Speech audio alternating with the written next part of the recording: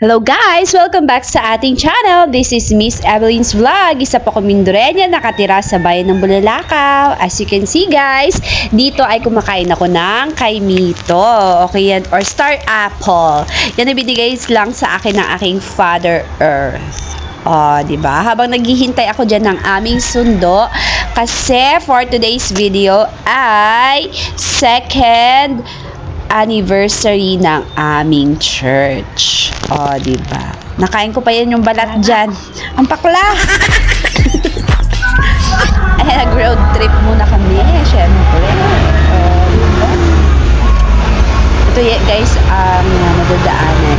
Dito ba na sa akin? Kalimong mansyon niya. Guys, so dito ba yung Bulalakaw Public Market? Tingnan nyo, ang ganda. Wow. Pero hindi pwede bubuksan. Bakit? And of course, ang Bulalakaw National High School. Ang laki na ngayon nyo. Wow! Finally, ay nakarating na rin kami ng aming mga kapatiran sa pananampalataya sa Panginoong Jesus. So, ang ganda guys. Okay, bumaba na rito or nanaog na yung mga kapatira, yung mga bata. Bumaba na sila. Isip bata naman. Ay, char!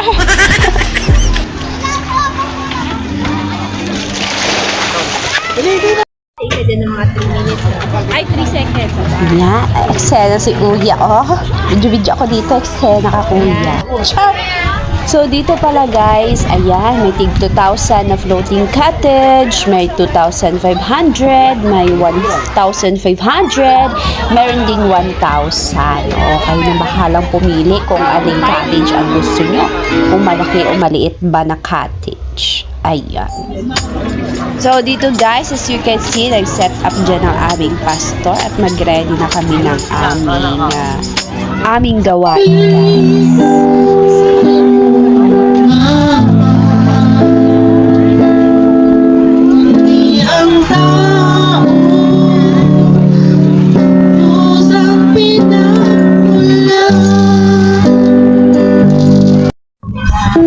Salamat din ako sa ating Panginoon Diyos.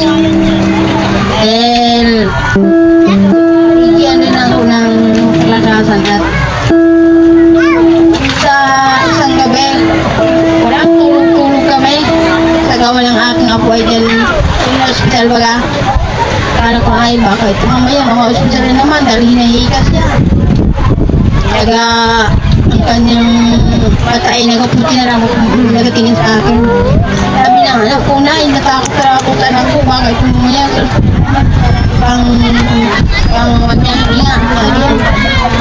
tiwala lang tayo sa Panginoon at nalangin muna taon at muli ko Papugi mo na, papugi. Papugi na, papugi. malaman tumawag yan.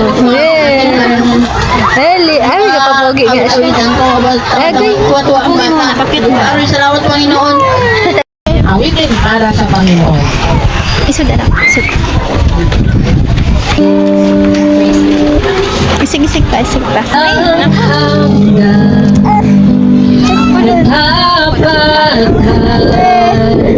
Sa buhay ko'y lagi mong laan. Narito dahil sa biyaya mo. Habang buhay magpupuri sa'yo, walang hanggan katapatan. Sa buhay ko'y lagi mong laan. Narito dahil sa biyaya mo. Habang buhay magpupuri sa'yo, pupurihin ka sa awit, itataas ang aking dinig, itatanghal sa buhay ko'y laging ikaw, O Diyos, higit pa sa kalagitan, ang iyong kalwa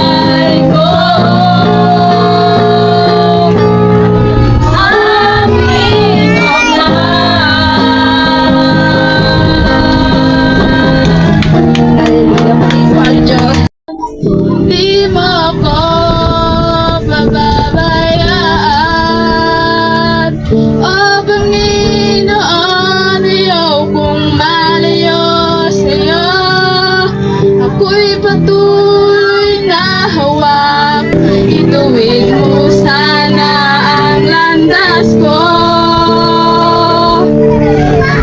Punta sa'yo.